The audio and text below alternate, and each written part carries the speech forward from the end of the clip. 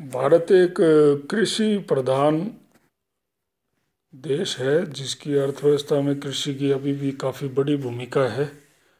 और कृषि के उत्पादन कृषि की उत्पादकता को बढ़ाने के लिए उर्वरक उद्योग महत्वपूर्ण होता है।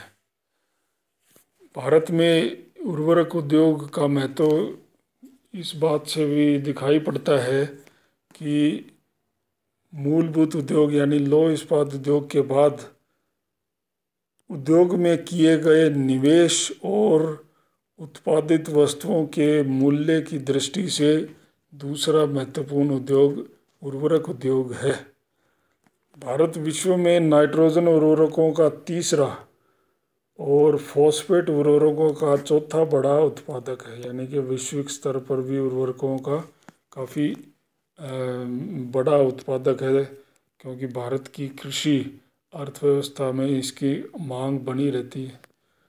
झारखंड में सिंदरी में पब्लिक सेक्टर के उर्वरक संयंत्र का सर्वप्रथम 1951 में स्थापना की गई थी और उसके बाद जो हरित क्रांति आई 60 के दशक में, उसने इन उर्वरकों की मांग में अतिशय वृद्धि की। नाइट्रोजन उर्वरकों की उत्पादन क्षमता 1951-52 से 2009 के बीच करीब 142 गुना बढ़ गई है। इसी प्रकार फॉस्फेट उर्वरकों का उत्पादन भी इस अवधि में करीब 90 गुना बढ़ा है, यानी कि इस उर्वरक उद्योग का जो तेजी से वृद्धि हुई है ये हरित क्रांति के प्रभाव स्वरूप। कच्चे माल को देखें तो इस उद्योग के लिए कौन कौन से रॉ मटेरियल इनपुट के रूप में आवश्यकता पड़ती है। पेट्रो रसायन उद्योग से मिलने वाला नेफ्था, रॉक फॉस्फेट जो चट्टानी फॉस्फेट है खनन से मिलता है, गंधक, स्मेल्टर गैसें और जिप्सम रासायनिक उर्वरकों के महत्वपूर्ण कच्चे माल हैं। नेफ्था का प्रयोग नाइट्रोजन उर्वरकों के निर्माण के लिए महत्वपूर्ण है, जैसे नाइट्रोजन उर्वरकों में यूरिया भी शामिल है। बंदरगाहों तथा तेल शोधन संयंत्रों के निकट नेफ्था की आपूर्ति के कारण ही उर्वरक निर्माण इकाइयां स्थापित हुई हैं।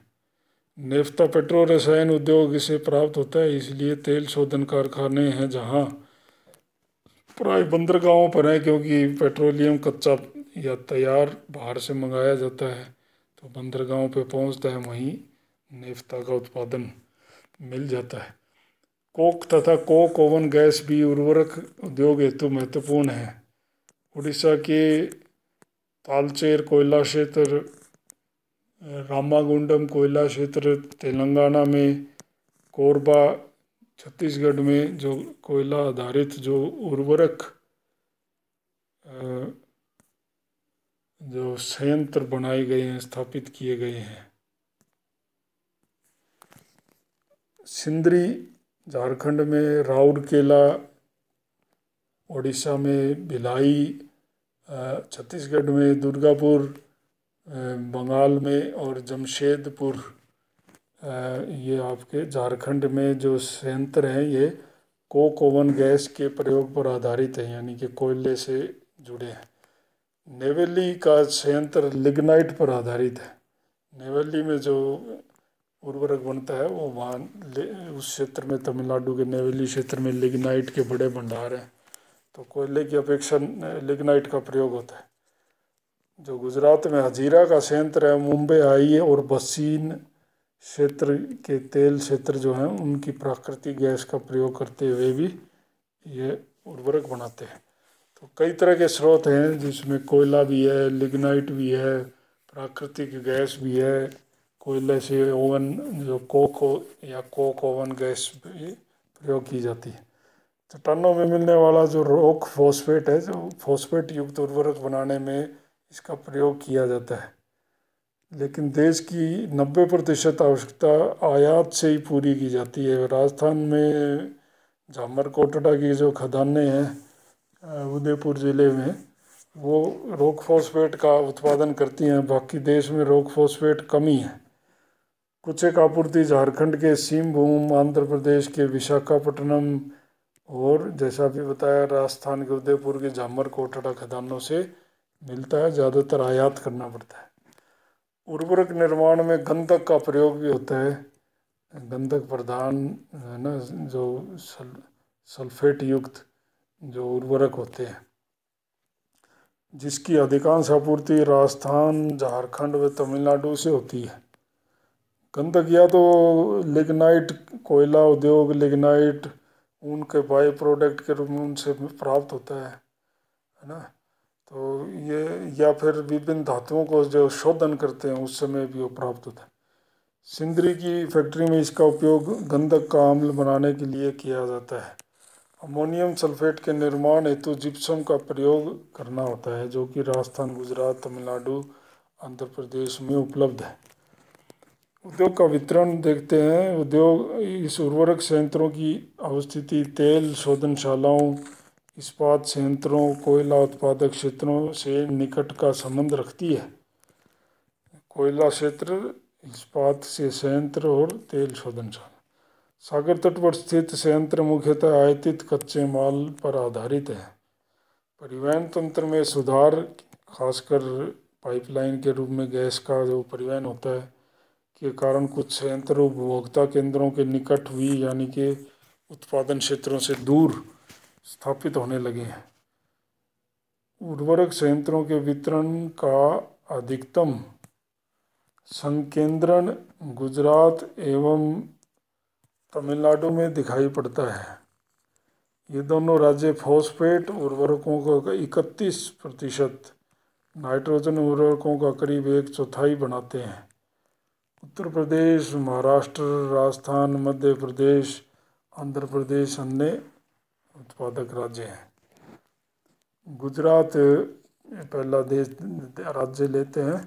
देश में रासायनिक उर्वरकों का यह सबसे बड़ा उत्पादक है। पेट्रोल रसायन का केंद्र भी है गुजरात, जहाँ नाइट्रोजन उर्वरकों का 18% से ज़्यादा और फॉस्फेट का 24% बनाया जाता है।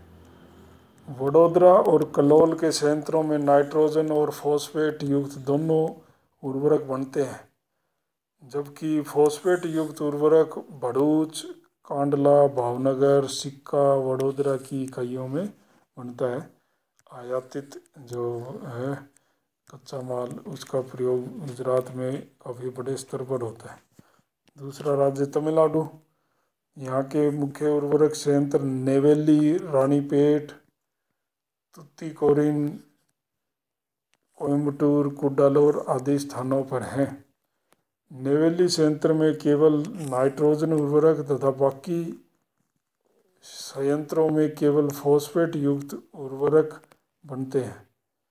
तुतीकोरिन राज्य का सबसे बड़ा उर्वरक संयंत्र है, दक्षिणी भाग में है। उत्तर प्रदेश देश के नाइट्रोजन उर्वरकों का 1/4 से भी अधिक और फॉस्फेट उर्वरकों का 5% बनाता है। कानपुर, इलाहाबाद के पास फूलपुर, गोरखपुर, वाराणसी आदि केंद्रों में अधिकांश निर्माण किया जाता है। कई कई नई इकाइयाँ बनी हैं। बबराला, आंवला, शाहजहाँपुर, जगदीशपुर, जो है ना प्राकृतिक गैस की जो पाइपलाइन आती है उस पर आधारित है। जिला सुल्तानपुर में जगदीशपुर, यहाँ पे भी इनके संयंत्र हैं। अन्य जो उत्पादक राज्यों को देखें तो महाराष्ट्र में ट्रोम्बे देश का सबसे बड़ा नाइट्रोजन उर्वरक निर्माण संयंत्र है। उत्पादन क्षमता 7.70 लाख टन। आंध्र प्रदेश, तेलंगाना यानी दक्षिणी उत्तरी आंध्र प्रदेश से अलग हुआ राज्य तेलंगाना के उर्वरक संयंत्र विशाखापट्टनम, रामागुंडम जो कोयला के क्षेत्र में है, काकीनाडा आदि स्थान हैं। ओडिशा की उर्वरक निर्माण इकाइयाँ राउरकेला लौह इस्पात संयंत्र, तालचेर का कोयला, पारादीप लौह इस्पात संयंत्र के है ना, ये सब कच्चे माल यूज कर सकते, जहाँ ये संयंत्र लौह इस्पात उद्योगों के अवशिष्ट वगैरह तथा कोयले पर आधारित है। पंजाब में नाइट्रोजन उर्वरक बनाने का कार्य भाखड़ा नांगल परियोजना के पास यानी नांगल और बठिंडा में किया जाता है। राजस्थान देश का 10% नाइट्रोजन उर्वरक और करीब इससे थोड़ा कुछ कम फॉस्फेट उर्वरक बनाता है। मुख्यतः इसका निर्माण कोटा, खेतड़ी, देबारी, चित्तौड़गढ़ आदि धातु शोधन स्थलों पर है। यहाँ तांबा या सीसा या अन्य जो धातुएं मिलती हैं, धात्विक खनिज, उनके जहाँ शोधन किए जाते हैं, शोधनशालाओं से मिलने वाला जो बाई प्रोडक्ट्स हैं उनका प्रयोग करते हुए विभिन्न उर्वरक संयंत्र भी बनाए गए हैं। बिहार व झारखंड के उर्वरक संयंत्र सिंदरी, बरौनी, जमशेदपुर, धनबाद में है। मध्य प्रदेश, छत्तीसगढ़ के संयंत्र भिलाई व कोरबा जैसे स्थानों पर है। भिलाई में लौह इस्पात संयंत्र है और कोरबा में कोयला का प्रयोग होता है। उत्पादन और व्यापार देखें तो 60-61 से 2010-11 यानी कि 50 साल के करीब के भी अवधि में उर्वरक उत्पादन 109 गुना बढ़ गया है सभी प्रकार का। इस अवधि में नाइट्रोजन उर्वरकों का उत्पादन 124 गुना बढ़ा है, जबकि फॉस्फेट उर्वरकों का 81 गुना बढ़ गया है। देश में केवल नाइट्रोजन व फॉस्फेट उर्वरक ही बनाए जाते हैं, खासकर पोटाश उर्वरकों का निर्माण नहीं होता है। कुल उर्वरक उत्पादन में नाइट्रोजन उर्वरकों का जो स्थान है, अनुपात है, वो 3/4 है, यानी कि 74% के करीब तो यही बनता है। फिर पब्लिक सेक्टर जो है वो नाइट्रोजन उर्वरकों का 55% और फॉस्फेट उर्वरकों का 45% बनाता है। शेष उत्पादन सहकारी या प्राइवेट सेक्टर से आता है। 1980 के दशक में भारत अपनी आवश्यकता का करीब आधा विदेश से मंगा रहा था। पिछले वर्षों में आयातों की मात्रा काफ़ी घटी है। भारत में जो पोटाश उर्वरक का उत्पादन नहीं होता है, जिसका संपूर्ण आयात करना पड़ता है। वर्ष 2010-11 में भारत की उर्वरकों की 44% आवश्यकता आयात से पूरी की गई। आयातित उर्वरकों का 1/3 पोटाश उर्वरकों के रूप में ही रहता है। पोटाश उर्वरक ज़्यादातर आयात के लिए जिम्मेदार हैं। वर्ष 13-14 में भारत ने 38,157 करोड़ रुपए उर्वरकों का आयात किया, मुख्यतः यूरोपियन यूनियन के देश, पूर्वी यूरोप के देश, रूस, जापान, यूएसए, कनाडा से ही किया गया। तो जो हालांकि वर्तमान में पोटाश के जो निक्षेप हैं, राजस्थान के गंगानगर, हनुमानगढ़, बीकानेर, नागौर जिलों में बड़े स्तर पर उनका खोज हुई है और उनके उत्पादन, वहाँ से पोटाश उत्पादन की तैयारी की जा रही है, जिससे भारत के पोटाश आयात काफ़ी मदद मिलेगी कम करने में। इस उद्योग की भविष्य की संभावनाएं देखें तो कृषि में उर्वरकों का उपयोग बढ़ते हुए देखते हैं तो इस उद्योग का भविष्य अच्छा ही दिखाई पड़ता है, परंतु उर्वरकों के संतुलित प्रयोग को बढ़ावा देना होगा, क्योंकि ज़्यादा उर्वरक प्रयोग से मिट्टियाँ खराब होने लगी हैं। कच्चे माल के नए स्रोतों की भी खोज करनी पड़ेगी। ऊर्जा के उपभोग को कम करना होगा। उत्पादन लागत को भी घटाना जरूरी है। पुराने संयंत्रों का आधुनिकीकरण, क्योंकि पुरानी मशीनों से ज़्यादा दक्षतापूर्वक उत्पादन नहीं होता, महंगा पड़ता है। वैज्ञानिक मूल्य निर्धारण तंत्र का विकास करना है और पर्यावरण रूप से सुरक्षित बायो फर्टिलाइजर्स आदि के उपयोग को बढ़ावा देना जरूरी है, क्योंकि रासायनिक उर्वरकों के साइड इफ़ेक्ट भी काफ़ी हैं जो कि दिखाई पड़ने लगे हैं।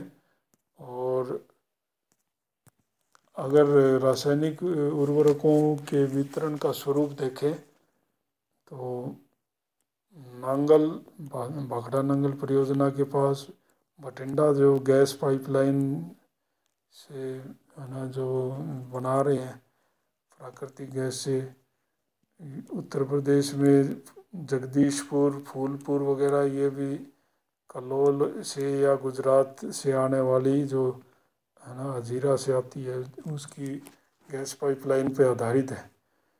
कानपुर, आंवला, शाहजहाँपुर, पबराला, ये सारे उत्तर प्रदेश के उर्वरक निर्माण केंद्र हैं। मथुरा भी शामिल है। राजस्थान में खेतड़ी, देबारी, खेतड़ी में तांबा का शोधन होता है, देबारी में सीसा का होता है, जिंक सीसा का। पाली कोटा, ये सब राजस्थान के केंद्र हैं। गुजरात में कांडला, नवसारी, है ना, भरूच, वडोदरा, कलोल, ये मुख्य केंद्र हैं। महाराष्ट्र में ट्रॉम्बे, अंबरनाथ, पुणे, लोनी, ये, और आदिलाबाद जो कि तेलंगाना में है, ताडेपल्ली, रामागुंडम, ये भी आपके तेलंगाना में।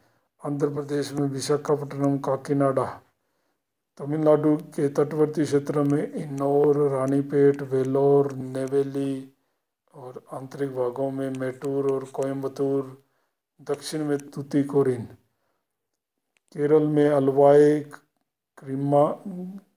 करीमंगलम और कोच्चि, त्रिवेंद्रम, ये सब इसके निर्माण के केंद्र हैं। भिलाई, कोरबा, जमशेदपुर, राउरकेला, तालचेर, ये पारादीप, ये लौह इस्पात केंद्र या कोयले के उत्पादन केंद्रों के आसपास है। लौह इस्पात केंद्र पे आधारित दुर्गापुर बंगाल में है। बरौनी, गिरिडीह, सिंदरी, ये झारखंड और बिहार के मुख्य रासायनिक उर्वरक उत्पादन संयंत्र हैं।